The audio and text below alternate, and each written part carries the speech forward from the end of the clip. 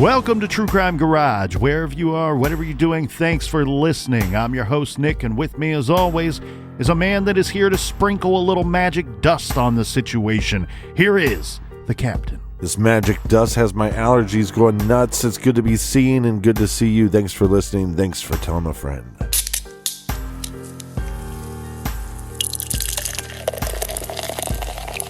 This week we are very excited to be featuring Instant Snowman from the good folks over at Forked Crick Brewery in Defiance, Ohio. Instant Snowman is a New England-style hazy IPA with insanely juicy notes of pineapple, papaya, guava, and a little lactose. And as the name suggests, it's a great way to instantly cool down on a hot day. Instant Snowman, garage grade, 4 out of 5 bottle caps. And we have some cheers to our good friends for helping us out with this week's shows. First up, a cheers to Christina from the greatest small town ever, Chapel Hill, Texas. And a big shout out to Christy in Bucksport, Maine. And last but certainly not least, we throw our tall cans in the air for Megan in Cleveland. That's Believeland, Ohio. Everybody we just mentioned went to truecrimegarage.com and clicked on the donate button. Yeah, BWRUN Beer Run. If you need more True Crime Garage in your earballs, check out our bonus show called Off the Record. It's on Stitcher Premium, and you can find that link at truecrimegarage.com. Colonel, that is enough of the business. All right, everybody gather around, grab a chair, grab a beer. Let's talk some true crime.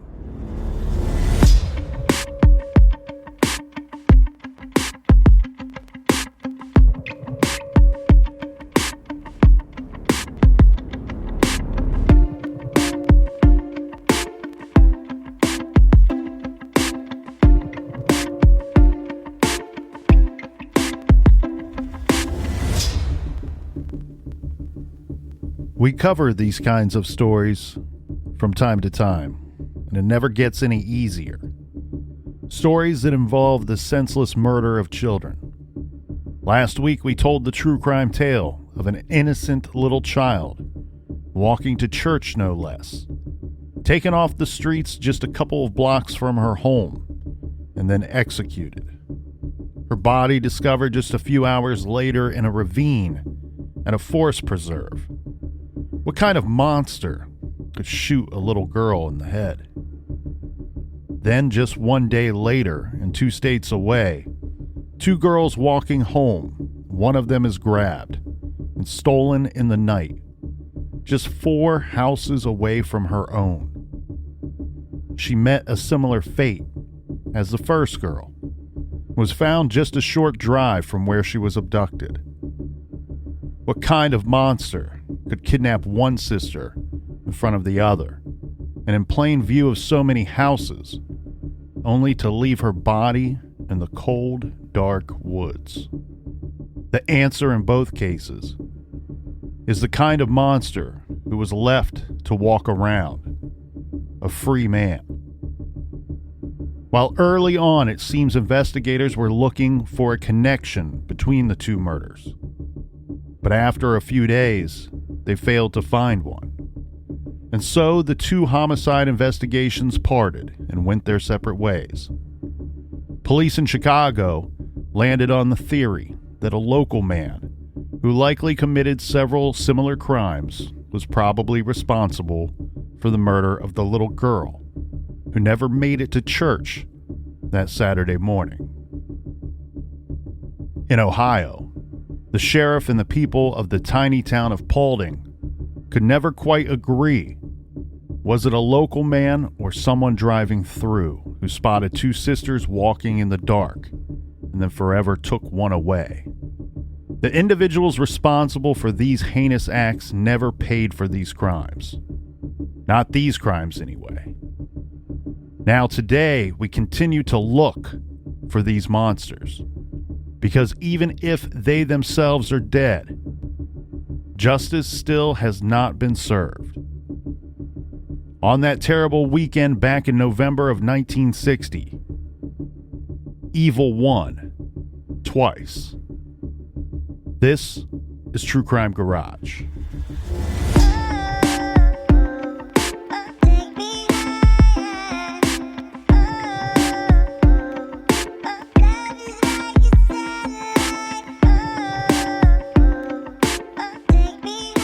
Last week, we told you about the horrifying abduction and murder of two girls, Gloria Kowalowitz in Chicago, who was just 9 years old, and also Nancy Eagleson, a 14-year-old from Paulding, Ohio. Early on, the two murder investigations shared the same suspect. This was 17-year-old Robert Lee Stovall, who was questioned about both murders extensively. This after he was arrested in Indiana, found by police there sleeping in a stolen car. The car he was found in was reported stolen from the Chicago area. Police wondered if Robert had stolen the car and killed the girl in Chicago before leaving the state, and while traveling through Ohio, spotted Nancy and was also responsible for her murder, all before turning around and heading back to Illinois. Police determined that Robert Stovall lived in Jacksonville, Illinois, and was recently released from the state mental hospital there. This, of course, did not go along with Robert Lee Stovall's story, who first told officers that he lived in Montrose, Michigan, and was a mechanic for the General Motors Corporation. When he was arrested for the stolen vehicle, the state trooper discovered bloodstains on the inside of Stovall's coat and on his trousers. And that is how he found himself involved in not one, but two homicide investigations. Robert Lee Stovall had a lot of miles on him for a 17-year-old. He looked a little too rugged and too dirty for 17, and frankly probably could have passed for 23 or 24 years of age. He was described as a goateed beatnik type, and he told officers what they called fantastic stories about his whereabouts that weekend. He told police that the car was not stolen, and in fact he had borrowed it from his sister, or maybe it was his sister's boyfriend. But of course it wasn't his sister or even her boyfriend's vehicle. The car was in fact a stolen car. He told police that his clothing became bloodstained in a tavern brawl in Detroit. Investigators took note of Stovall having been a patient at the mental hospital and described him as a psychopathic liar. Stovall's clothing was sent to the Chicago Crime Laboratory for examination. Robert Lee Stovall was charged with auto larceny, but he quickly and quietly fades from the newspapers and both murder investigations without the public being told exactly why. But we can look at these cases and arrive at some possible conclusions. Last week here in the garage, the intention was to solely focus on and explore the Nancy Eagleson murder, the Ohio case, in just 2 episodes. However, Gloria's case is a part of the story, and again still unsolved, so that warranted further examination. To tell a more complete story, we decided to go to 4 episodes and take a really good look at both cases. This week, we will really be focusing in on Nancy Eagleson's case. So why would the authorities move on from Robert Lee Stovall in both murder investigations? Well, consider the evidence. Stovall is arrested about 5 miles east of LaPorte, Indiana. So proximity doesn't really put him up front and center on either murder. Or does it? But the car he was found sleeping in was reported stolen from Chicago. So the car puts him at the center of Gloria's case. Correct.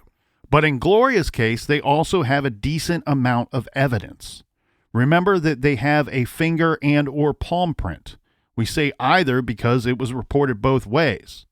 From all that I have reviewed, I believe that it's likely that they had both, a fingerprint and a partial palm print. This was found on the victim's purse. There was a tire track found at the scene where Gloria's body was recovered. We know the blood-stained clothes were being examined, and Stovall's shoes were sent off for analysis as well. They were checking mud from the shoes. Law enforcement knows he's from Illinois, and now he's saying he got in this bar fight in Detroit. Well, he would have to go through Ohio to get to Detroit. Exactly. So with this evidence, they would have ways of not necessarily clearing Stovall, but they may have ways of moving on from him, from Gloria's murder, because of the evidence. Now, one real troubling thing about Stovall being a good suspect in Nancy Eagleson's case is the timing of everything. The captain just pointed out that the car was stolen in Illinois, and then he says he was up in Detroit. He would have had to go through Ohio at some point, and unfortunately, Northwest Ohio is where he would need to travel through, and Nancy Eagleson was murdered in Northwest Ohio. But the troubling thing for him to be a good suspect in Nancy's case, again, is the timing. The reports are not really clear here on what time Robert Lee Stovall was picked up by police in Indiana, just that it was Sunday night. Well, we know that Nancy was abducted at approximately 7:40 to 7:50 p.m. that Sunday. Right. I'm not really wondering about what time he was arrested there because LaPorte is not terribly far from Paulding, but time and distance alone could potentially eliminate Stovall from having committed the Nancy Eagleson homicide. To give a little more perspective, depending on current day routes from Paulding to 5 miles east of LaPorte, where he was picked up, it's about a 2-hour and 30-minute to closer to 3 hours drive. So if he's picked up 30 minutes, 1 hour, or 90 minutes after Nancy was abducted, it makes it very difficult, nay impossible, for Stovall to be responsible for Nancy's murder. The other thing, too, is he tells the story of being involved in a bar fight in Detroit, Michigan.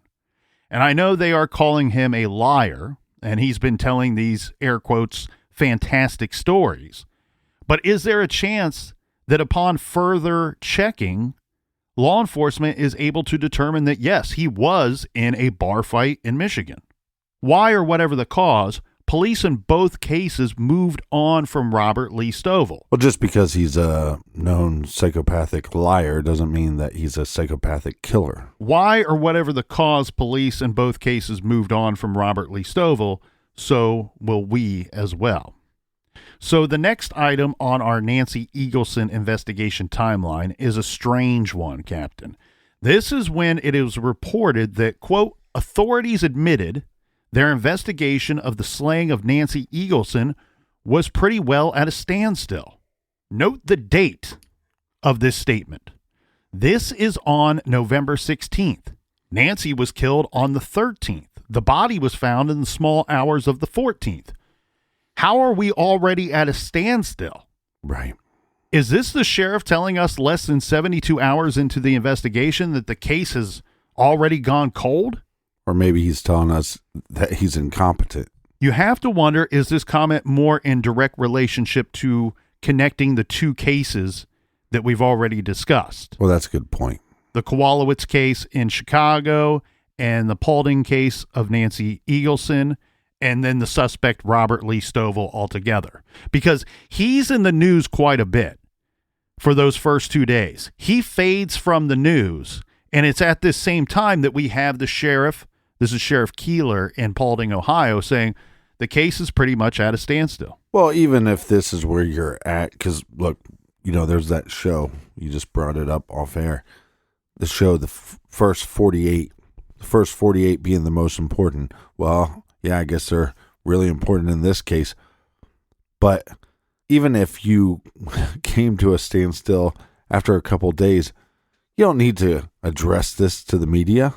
Yeah, this is something that you write in your notes to not say to the newspaper reporters. And what's funny... do not tell them we don't know what we're doing. We got nothing in our investigation. And what's interesting, too, is the articles themselves are quite short, so there's no room for explanation as to what that statement means, what it's in direct relationship to. And I'm sure that's the trouble, right? When you speak to somebody else, and you're talking about an investigation, or you're talking about something as important as this, you are then relying on them to understand that information correctly and then deliver it properly to the audience. And who knows? Sheriff Keeler may have gone into great description and great detail about what he meant and what he was talking about, and those words just failed to make it to the articles. Right. So we got to look at it and say, well, maybe Keeler did know what he was doing. Maybe the person that wrote the article painted him in a poor light or didn't know what they were doing. All right, Captain. So Should we do a review of the timeline simply because it's been a few days since most people have listened to Nancy's case? Or should we do a review of the evidence first? I'm going with what's behind door number 1. Let's start with the timeline. I like it. I'll tell you what. Why don't we do kind of both at the same time, considering that we just pointed out not too long ago how the timeline can be evidence itself. Well, that wasn't the options you gave me. Right? So Captain approved, dude abides. Let's move on. Whatever you want. The timeline is as such. November 13th, 1960, around 2 p.m., Nancy and her sister leave home to see a movie. After this movie, the girls stopped for a soft drink and then went to the bowling alley before heading home on foot. This is in the 7 p.m. hour. Closer to 8 p.m., the two girls notice a car is following them. The car stops to ask them if they would like a ride. And we know that Nancy, the older sister, who's 14, explains to the driver, no, we are getting close to our home. We are only a few houses away. Between 7:40 p.m. and approximately 7:50 p.m., Nancy is abducted by the man driving the car right in front of her sister, Cheryl. Cheryl is very little at this time. She's only 5 years old. She says that the man threw Nancy into the back seat of his car. Let's examine this. This is very bizarre to me. We know from covering so many of these cases that the perpetrator, especially in an abduction, what they want to do is control their victim. This man does not want Nancy to escape. This man wants to control her. Yet, according to our surviving witness, the man threw her into the back seat of the car. And of course, he's going to have to drive the car from the front seat, this complicating the situation of trying to control her as he's fleeing from the abduction scene. Well, it's possible that there's somebody in the back seat that she didn't see. That is one thing that I always thought there. Could there be somebody that was maybe lying down or concealing themselves in some manner and helping and assisting, and this wasn't just a single perpetrator, that there was more than one person involved? The other thing, too, that we also have to consider is this is a lot of things happening very quickly. Cheryl explained to us two garage guys here, that she was already afraid when she felt the presence of the vehicle following them. And so maybe the memory's not spot on. Maybe it's not 100%. That is her story. That's what she stuck to for all of these years. So we just have to believe it. But she was 5. She was 5 years old. And again, terrified at the situation. Yeah, and you can't blame her if her memory isn't correct, if she doesn't remember every detail. My thought would be, is this a 2-door car or a 4-door car? The witness, Cheryl, she says that it was a 4-door vehicle. Because that makes more sense on tossing her in the back, because it'd be easier to actually do that. Anybody with a 2-door car knows that you'd have to lift up the seat and, move things around just to get into the back seat. And maybe has he set up this situation so that his car's kind of rigged like a police car, where if you put somebody in the back seat, they can't open the doors anyway? Right. I mean, we know that other perpetrators, other killers have outfitted their vehicles or rigged them up so that the passenger or the victim or the abducted person is at a significant disadvantage once they are inside the vehicle. Ted Bundy altered his vehicles in many different ways. Right. Edmund Kemper did something as simple as taking a little chapstick, one of the little chapstick things, and wedging it down in the door handle. So when you tried to pull open the door using the handle, it wouldn't go all the way. You couldn't pull it open all the way and get, allowing the vehicle door to open. And maybe this killer had a destination spot, because like we know, she was found not that far from where she was abducted.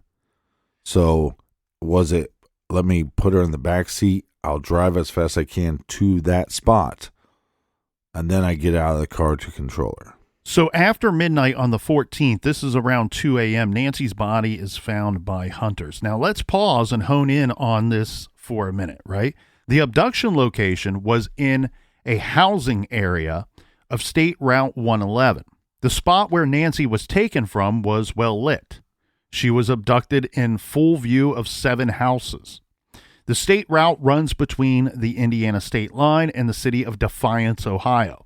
Most of this route is a rural 2-lane highway and passes through both farmland and residential properties. The body recovery location is a rural wooded area near Junction, Ohio. So Nancy's body was found by hunters approximately 100 feet off of Paulding County Road 176. This is just 7 miles from Nancy's home and the abduction location. Right. And as we explained last week, this road takes a couple of curves, but it's pretty much a straight shot. If you stayed on Route 111 and just didn't turn left to continue on to Route 111 because it cuts there and it goes left, if you just went straight ahead, you're now on Paulding County Road 176. So it's essentially the same road. Now, what is weird here, Captain, is I walked the abduction scene with Cheryl, and she explained everything as she remembered it from that horrible night back in 1960. Right. Then afterward, she got in her car, I got in mine, and I followed her to where the body was recovered. And I had a friend riding shotgun with me, and we had two very different opinions on the distance between the two locations. I thought that it was a very quick drive. I was like shockingly surprised at how quick it seemed like we went from abduction site to where the body was later recovered. Right. So quick in such a short distance that I was really surprised that somebody that was committing such a horrible crime and that would want to get away with it would not have driven further or to a more... This is a secluded location, but again, because you're essentially on the exact same road, it doesn't feel so secluded. The person that was riding shotgun with me thought that it seemed like a very long drive. So two very different perspectives. And my friend said that they were just picturing themselves being in the back seat of this criminal, this murderer's car, and being scared, being terrified. And they felt that the minutes felt like much more. Well, question for you. Were you talking to your friend as you did this drive? Because... Briefly, I was more looking around and trying to make some observations. I was going to say maybe your story was a little long-winded, and they're like, "Oh man, this is a long trip." But it was as we got close, like I was unsure of the exact location of where they recovered the body. Right.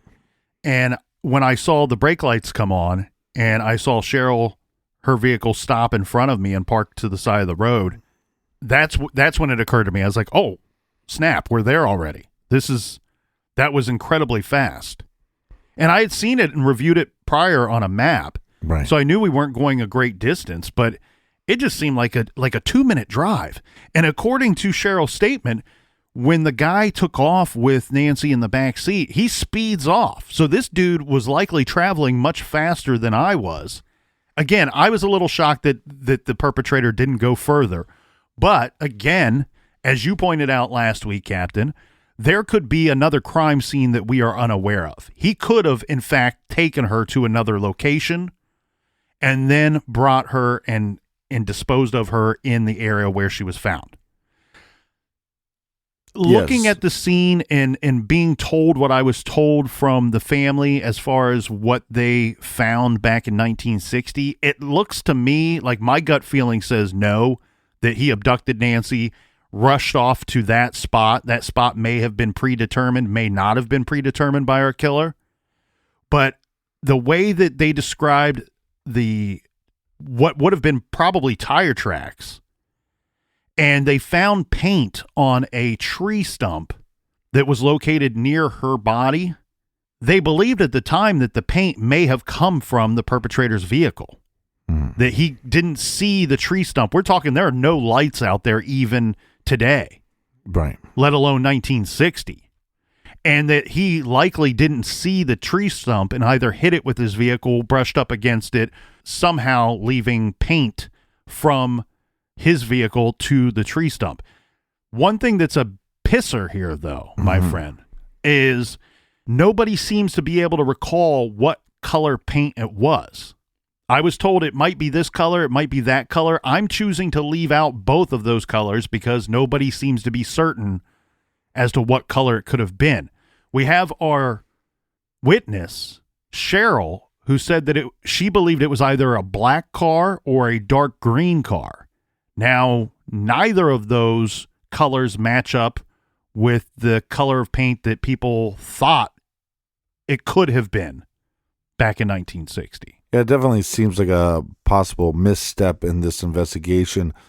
But if it's 7 miles away and this murderer's driving high speeds, it's going to take him less than 7 minutes to get there. So I would go with you on the idea that that's a shorter ride.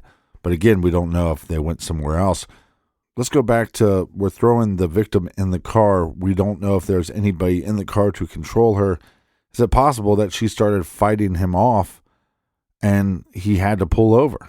Very likely that he lost control of the victim and he had to pull over to straighten out the situation. And again, that would mean that this was a location that he didn't determine in advance. We know that criminals are typically, nobody likes when I say this. I don't know why, but I find that the majority of criminals typically are rather dumb. And who knows? This could have been an impulsive act. He sees 2 girls walking alone. He's not really planned anything out. Grabs one of them, drives off with the intention of going to a specific location. But as you said, she starts to fight him off. He starts to lose control of the situation and says, oh, I got to stop the car right here.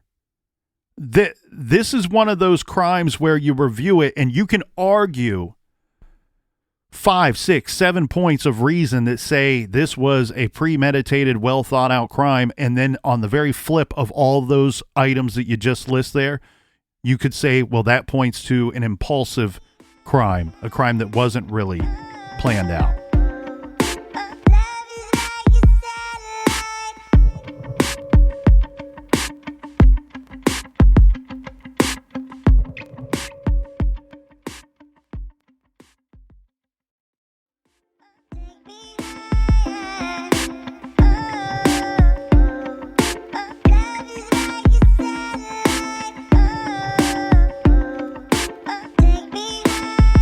All right, we are back, mates. Cheers to the people in the front, to the back, to the side.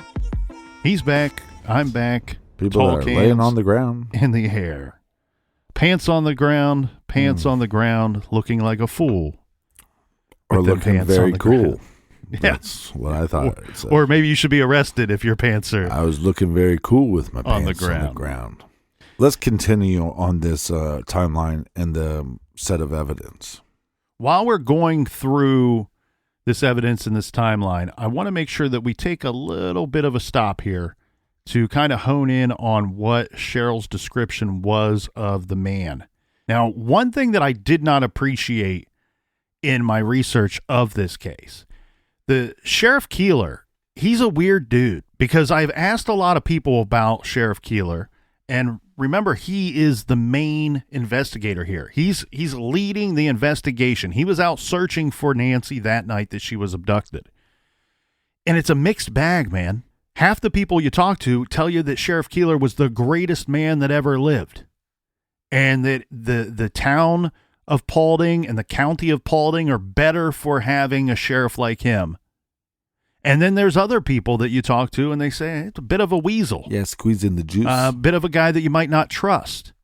So I think it will be fair, even though Keeler's not here to present his side of the argument, I think it will be fair to examine some of his actions throughout this investigation because we are sitting here 62 years later with an unsolved case. One thing I did not appreciate that Keeler did was the following. He said to the papers at the time, this is just days after the abduction and the murder of Nancy Eagleson, the newspapers say that Cheryl's description of the suspect is limited, though he may have been wearing glasses. In fact, a quote attributed to the sheriff at the time says, quote, "We only know 2 things for sure. It was a man and he drove an automobile." I do not appreciate this because one thing that we do have is Cheryl claiming that the suspect wore glasses. And she's not she's not willy-nilly about this. This is something she told the sheriff that night when Nancy was abducted. This is something she told her parents and everyone willing to listen. And 62 years later, she still says the man was wearing glasses. Well, not to be silly or nitpicky here, but this is also at dusk. So this kidnapper would not be wearing sunglasses that she would be mistaken. You know, she is saying glasses.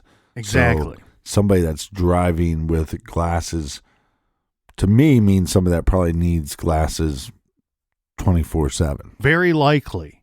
And so I don't really appreciate him taking away that one detail. I mean, that's a pretty vital detail if you ask me. When we say, hey, we're worried about the description we're getting from our eyewitness, we know one thing for sure. Cheryl knows one thing for sure. 100% this man that night was wearing glasses. Now, she did tell me, she said, Nick, there's a chance that he had disguised himself. Maybe he was wearing them just because he knew he was going out looking to take somebody. And that's a good point. But let's not steer away from the fact that the man was wearing glasses that night. Yeah, it could be, again, part of a disguise. We're going to wear glasses. This will throw them off the scent. But this sketch, we'll post it on Instagram and Facebook and Twitter. This sketch is, to me, the eyes hit you right away. Very dead eyes. Doesn't put me in the mind frame of a younger perpetrator, 17 to 20. This puts me, to me, late 20s, mid 30s. Yeah, we have that old joke that we reference from time to time here in the garage that back in the 1960s, men either looked like two men. Either they looked like the Zodiac or they looked like Charles Manson. Yeah, this is much like more Zodiac. Yep. Shorter hair. In the sketch we're holding in front of us has glasses on one sketch, no glasses on the other sketch. But this man is wearing a suit and tie, dressed almost in his Sunday's best. Short hair. He looks like an ugly version of Pee Wee Herman to me, kind of an older, uglier Pee Wee Herman type. Paging Mr. Herman. And we'll put these suspect composite sketches that, to my knowledge, have never been released to the public, which, again, is a bit of a misstep. Doesn't make any sense. They may have. Obviously, with the case being 62 years old, we can only review so much or can only get our hands on certain things, as some things are just certainly lost to time. But everything I've reviewed, everything the captain's reviewed, we've not seen these being released to the public anywhere. So it's a little, if they have not been released, it's long overdue because you were looking for this guy. Cheryl says this is the guy you are looking for. Now, in the profile picture, the man looks a little more distinguished, a little more proper. The hair might be a little bit longer than expected when you look at the front view of the suspect. But again, we will post these on Instagram and Twitter so that you can put your own eyeballs on them and see what Cheryl says that she saw. Yeah, and to me, they look like two different people. I agree. Like when I see the front view and then I flip to the profile, it's not completely off, but it's not exactly what I was picturing the profile to look like after seeing the front view. There was some evidence, and last week we kind of complained about the lack of finding tire tracks. Both situations, the abduction scene and where Nancy's body was recovered from, one would think that there would be tire tracks, and we know law enforcement are very good at looking for cars. They are very good at looking for cars and very knowledgeable about vehicles, tires, vehicle lights, and things of that nature. So I think that was a misstep if in fact they failed to collect those. Nowhere in the file does it say that they had any tire tracks or collected them. Again, we know that the scene where they found the body, there were a lot of people in and out of that scene. They really didn't secure the scene. But some things that were collected in this case were 2 pieces of a dress and a jacket with blood on them. These were Nancy's. They found a scarf, her purse, shoes, her bra, her underclothes, garter belt, a necklace, They found some of her hair on a low-hanging tree branch. And here's the things that are kind of missing, though. Some things that you would expect to find or have as your evidence. We know that a very thorough autopsy was conducted. However, nowhere in the list of evidence do they say anything about fingernail clippings. Captain just brought up the fact that our victim was probably fighting this man in the vehicle, probably fighting him at the scene, the final scene, and fighting him during the course of the sexual assault. We could have very good suspect evidence underneath her fingernails. Now, just because there's no mention of these on any evidence list doesn't mean that they never existed. But from what we can say and see today, it looks like the fingernails were never collected. Yeah, another misstep. The other thing, too, is we are told time and time again that this was a rape and a murder. Well, there's no mention of semen samples, which we know in 2022 would solve this case right away. Yeah, it'd be a very quick got him moment. One thing that we did have is that they believe that the type of weapon used to kill Nancy was a .22 caliber gun. This based off of some evidence that we find in the autopsy, where it says, quote, around the base of the brain is found a fragment of a lead-jacketed bullet. It goes into some measurements there, and it says, it is roughly arrowhead in shape and appears to be about .22 caliber. So, yeah, she is abducted on the 13th. Just 3 days later, on the 16th, law enforcement is saying, hey, we're at a standstill. Which, look, there's not a lot of witnesses to this crime.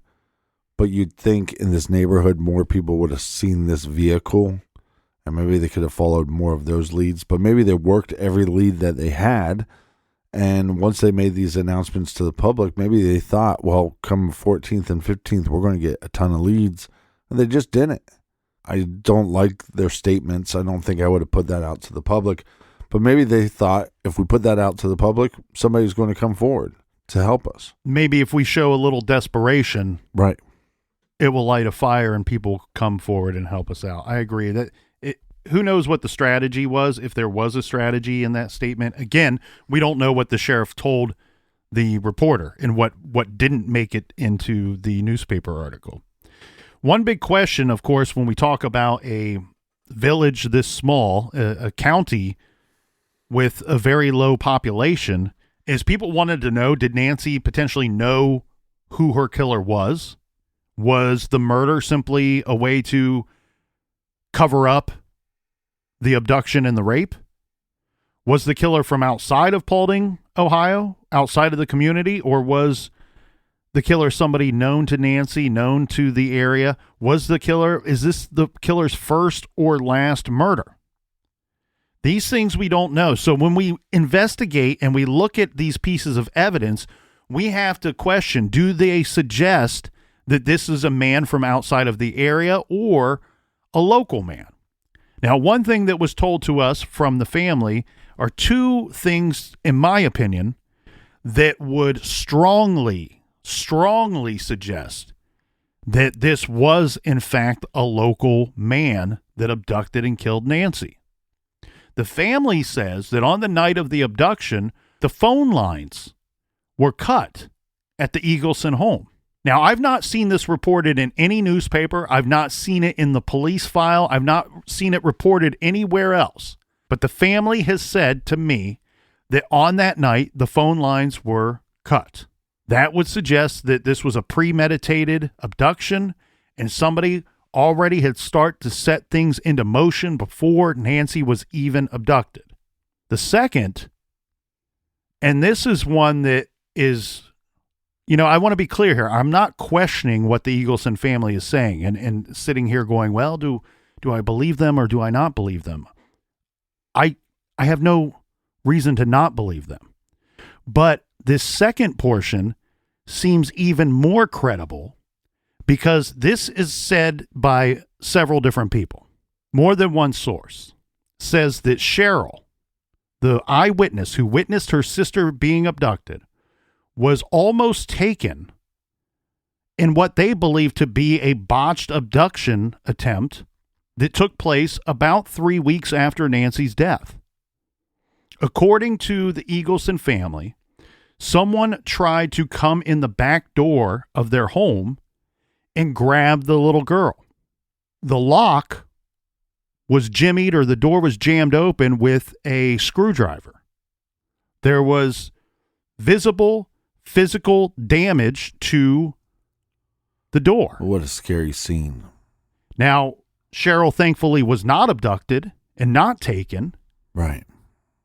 But that would strongly suggest that, hey, I've got to shut up this person. The one person that saw me do this, the one person that knows who did this, that could identify me, that could pick me out of a lineup, is still alive. And oh, by the way, I'm a local person. I know where she lives. I'm going to go and shut her up. Yeah, or what if we're out in public and she sees me? Can she identify me? Or is he connected to the family somehow and knows that, hey, at a family party, she's going to see me or hear me, or something might trigger her to scream bloody murder? And maybe Sheriff Keeler was a sly dog. Maybe he was a little wiser than we're giving him credit for. Maybe he was dirty dog. Maybe he was playing coy, right? Maybe he was just posturing for the papers. And as we said, maybe he's acting desperate so that the public will come and help his investigation. Because you take that statement and then you look behind the scenes and you see that, no, this case was far from a standstill. And in fact, they wanted to see if they could extract more information from their eyewitness. Cheryl would be the key to finding this killer. If she could tell you things like the license plate, if she could give you a very good description of the vehicle or a better description of the perpetrator. Now, one thing that they did in an attempt to extract this information and help her to remember better is they subjected Cheryl to several hypnosis sessions. And I've taken some notes from those sessions, and these were conducted within weeks of the murder. And from her statements while under hypnosis, we learn that this is what she's remembering. The suspect's vehicle was facing the same way that the girls were traveling. One person was in the vehicle. She says the suspect was alone, from what she could see. The suspect was wearing a white shirt, wearing black clothes, and black glasses. He was skinny with black hair, and when asked to give an age, she doesn't provide an age for the suspect, but she does say that he appeared to be older than my dad, older than my father. And she also says that the man was not wearing a hat. The vehicle was all one color. And she describes it as both black, but also said that she thinks that it could be green, a dark green. The lights were off, as she remembers. And she says that it was a new or newer car. It was a 4-door vehicle. The black clothing that the suspect was wearing, she says, is black pants and a short coat. Black shoes, she says, not boots, black shoes. And that the man had to walk around the car. She actually says that he walked around the front of the car.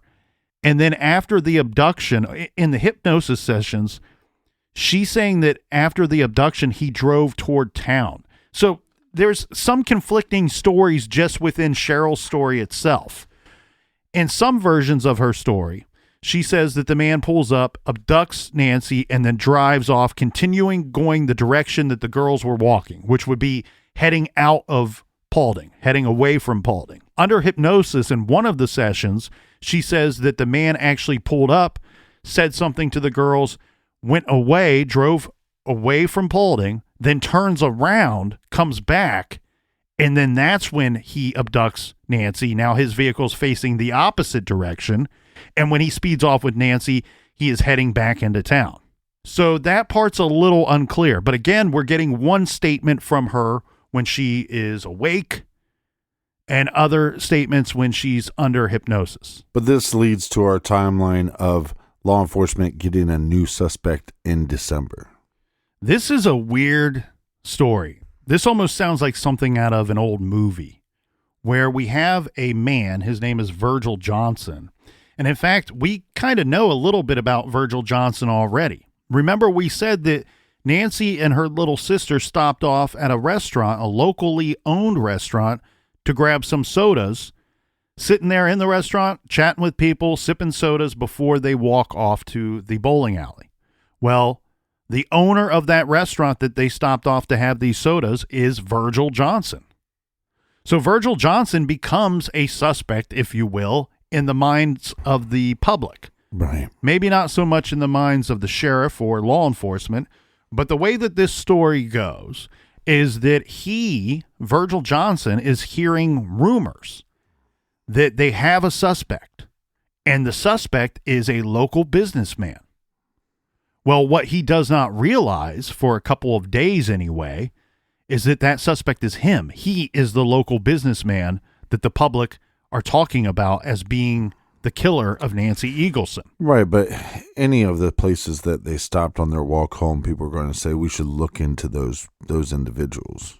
Of course. But again, we have people in town openly discussing Virgil Johnson as the man who killed Nancy Eagleson. Maybe he was a little bit of an odd duck.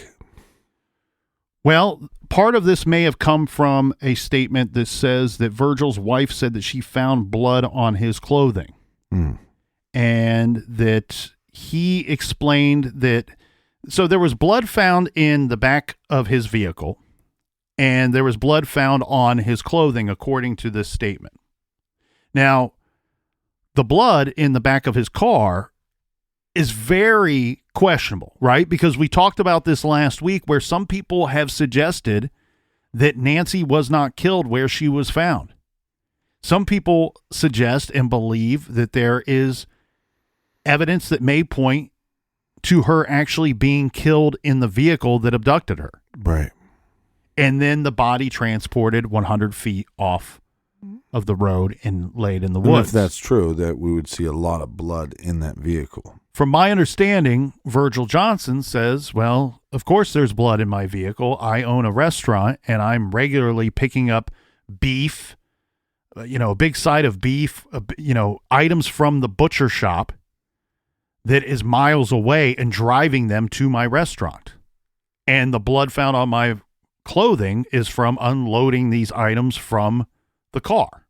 Now, that seems somewhat reasonable, given that it's 1960 and that he is, in fact, the restaurant owner. We don't know if this blood was ever tested or even collected to be tested. It sounds to me, or at least the way that the story goes, is that the vehicle was cleaned up by the time he becomes a suspect. Right. The other interesting thing, though, is, remember, he's hearing these rumors because people were openly talking about him being the person that killed Nancy Eagleson for several days, and then he realizes, oh, they're talking about me. Right. I better do something about this. But if they're not looking into him until a week later, you can't say it's suspicious that his car is clean, because some people, that's their weekly routine, especially back then. Well, and this is early December, so we have a minimum of 2 weeks that have passed by this time, and we don't have an exact day.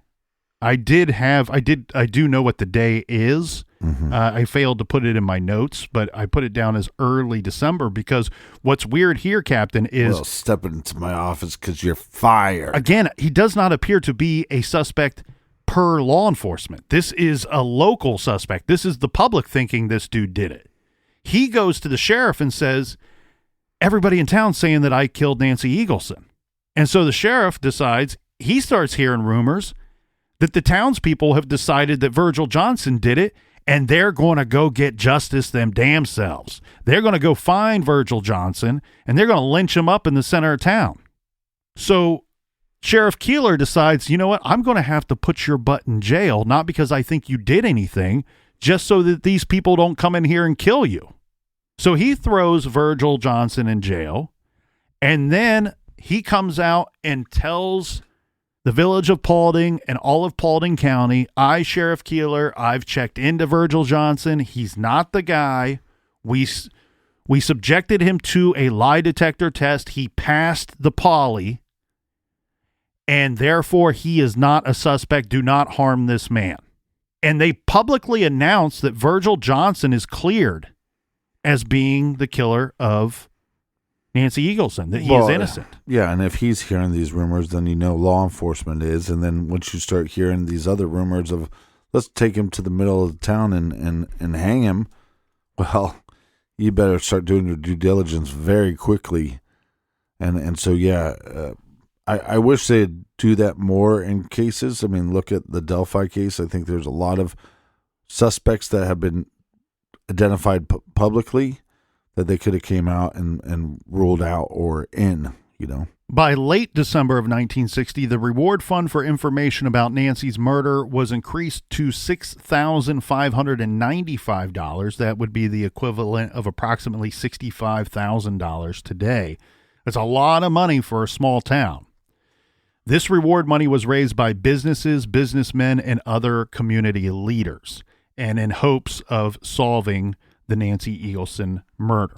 In January of 1961, this is where we start to see the case kind of drag on. We talk so much about how the first 48 are so important to any murder investigation. Well, also the first 2 weeks, the first 2 months. Now we're getting outside of that world, and we're getting beyond that. Because in January of 1961, Sheriff Keeler is trading and swapping information with a town up in Michigan that experienced a similar murder. Right. So this is where we need to make sure that we give Sheriff Keeler some well-deserved kudos. Give him an old attaboy, right? Because this is one thing that most law enforcement agencies did not do even in 1980 or 1970, let alone 1960. This guy's reaching out to other agencies, other law enforcement agencies, and comparing notes and saying, hey, what happened there? We had something that happened here that's similar. Let's discuss. Let's see if we're talking about the same perpetrator. Or is there things in your case, in your investigation, that you got right or got wrong, and we can learn from that here and apply that to what we are doing in Paulding, Ohio? So we got to give him some credit for reaching out and discussing this with other agencies and other jurisdictions, because, again, that is stuff that just did not happen back in that day. Well, reaching out to other jurisdictions, other departments, locking this guy up, clearing people, all this hoopla, that's going to bring us to another suspect. Yes, this is a grown man. His name is Thomas Ball. And the reason that he becomes on the police radar, and this is, to be clear, a law enforcement suspect, not a public suspect. He gets onto Sheriff Keeler's radar because in 1961, in February, Thomas Ball is charged with the rape of Janet Bergstrom in Defiance County, Ohio. Now, they're looking at him. He's charged with this rape, with this assault. He's about 31 years of age at this time. And so they start looking at him in the Nancy case because they see some similarities in their cases. Now, where I will say that I don't think Keeler did a great job on this case is that we will see again here, he questions Thomas Ball about the Nancy Eagleson case.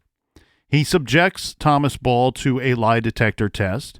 And Ball, according to Keeler, passes the poly, and he is publicly cleared. The sheriff comes forward and tells everybody this man was not involved in Nancy Eagleson's case. The problem with this is this really seems to be one of their few options back then in 1960, especially when they didn't feel like they had great evidence in Nancy's case.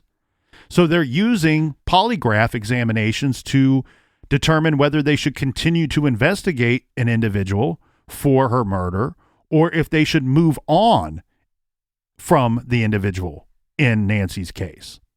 And so they are publicly clearing people based off of the results of these polygraph tests, which we still do. In some jurisdictions, they still do to this day. And the captain and I don't like it now, and we don't like it back in 1960 either, because experts would tell you that the individual that was capable, the type of individual capable of abducting, raping, and executing a child very likely could feel no remorse, very likely would not be nervous at all about your questions, and very likely could look you in the eyes and tell you whatever it is that you want to hear. Tell you whatever story will get them out of the room from you. And their heartbeat, their heart rate won't budge at all. Well, I like giving somebody a polygraph test to see, like, it's a barometer, really. Are they telling us the truth on anything? Are they telling tall tales about everything or just a few things? Just to give a barometer of where this person is. But in no way, shape, or form should you be clearing anybody of the murders because of these tests. Especially somebody like Thomas Ball. So the charges for the rape and the assault that took place in Defiance County, Ohio, were eventually dismissed, right? And that is what gets him onto the police radar in Paulding County. Right. They look at him for Nancy Eagleson's murder. They give him the polygraph test. He passes it, and Sheriff Keeler says, cleared, and we move on. But here's why you don't move on from somebody like Thomas Ball. Because in 1963, in September, he lured a 19-year-old girl into his hotel room in Detroit, Michigan, and then stabbed and killed that 19-year-old. And so in 1964, he's convicted of that murder. Yeah, this guy's a psychopath. He's capable of anything, really. He gets sentenced to 20 to 40 years in prison, and then in 1976, after serving 12 years, he's moved to a psych facility in Detroit, which he escapes from. And then he moves down to Tennessee, where he remains there undercover, undetected, until 2006. He's living under the name of Thomas Fry down in And one day, police show up knocking on his door down in Tennessee and arrest him and say, this is Thomas Ball, who escaped from Michigan back in 1976. So they find him 30 years later. Right. He's eventually paroled in 2007 in Michigan. But for me, Captain, he remains and should remain a suspect in Nancy Eagleson's murder.